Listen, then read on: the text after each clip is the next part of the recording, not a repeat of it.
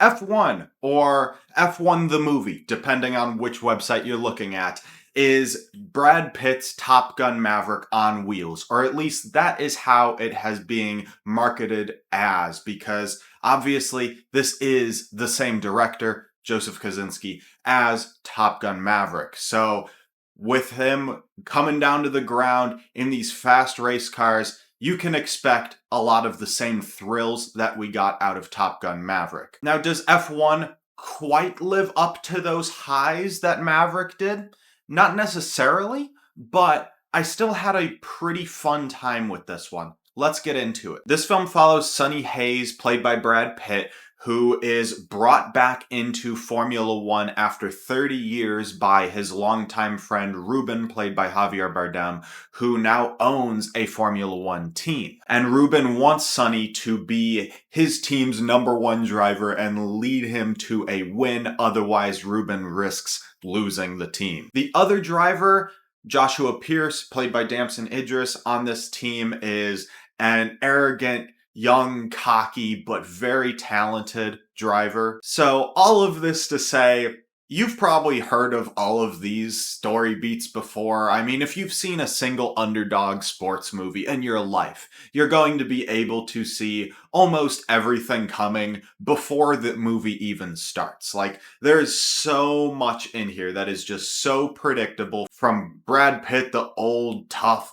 driver, clashing with the young, cocky one, to are they going to win a race to save Ruben? That way he can keep the team, to the almost rom-com-y like romance he has with Kerry Condon's lead technician of the F1 cars. There is just so much in here that is so by the numbers, but when it is so well done, I can be quite forgiving of that. And this happens to be one of those cases. Because, man, I would be lying if I said this wasn't one of the most thrilling experiences I've had in a theater thus far in 2025. I mean, the tension that I felt in some of these racing sequences was just off the charts. I was just so locked in to the movie throughout all of those moments. And there is a lot of racing in this. Like, it doesn't waste its time. It knows what you're here for. It knows you are here for those thrills, and it delivers on them. The cinematography from Claudio Miranda,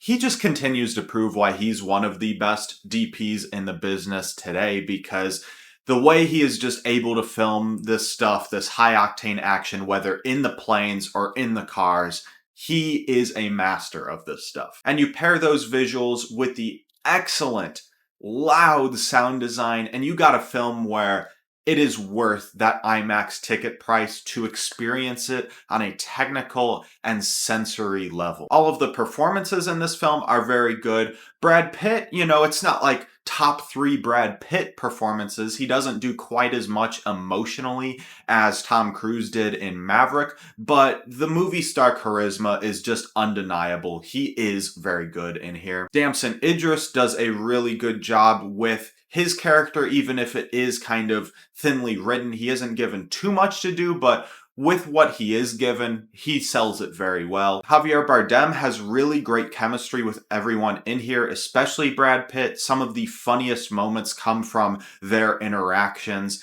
And Kerry Condon honestly might be the standout performance for me, again, just like she was in The Banshees of Inisherin, which she should have won an Oscar for. But she is really good in this. Once again, kind of with the Damson Idris character, kind of underwritten. I don't think there's too much to her character, but she is still able to elevate it quite a lot. And I will say that problem with thinly written characters is kind of the biggest problem with here, outside of the predictability of the story structure, because I never felt as emotional throughout this thing as I did in Top Gun Maverick. I thought the characters in Maverick had a lot more under the surface, and you just cared about a little more. Here, it's very much just, I want to see them win the race because they're the protagonists of this racing movie. There isn't so much there to anyone here, so it's hard to care on a deeper level about any of these characters, but I still had a fun time. So those problems aside, with the story structure, with the writing. This is still a film that I would recommend you seeing, and if you're gonna see it in a theater, the biggest one you can find around you, preferably, because you just gotta experience it on that technical level for the racing sequences alone. So, overall, like I said, I enjoyed this one, and unlike my shirt, which has a 1-star rating on it, I would give F1 3.5 stars. What did you guys think of F1? Did it live up to the highs of Top Gun Maverick for you, or did it fall short because of the formulaic, predictable story structure and thin characters? Let me know your thoughts down below in the comments, and stay tuned for some videos coming out very soon where I continue with some Oscar predictions, which I was supposed to film earlier this month, but I got sick, had family come over, got busy with work, so those will be releasing very shortly, so stay tuned for those. Like this video, subscribe. I'll see you in the next one.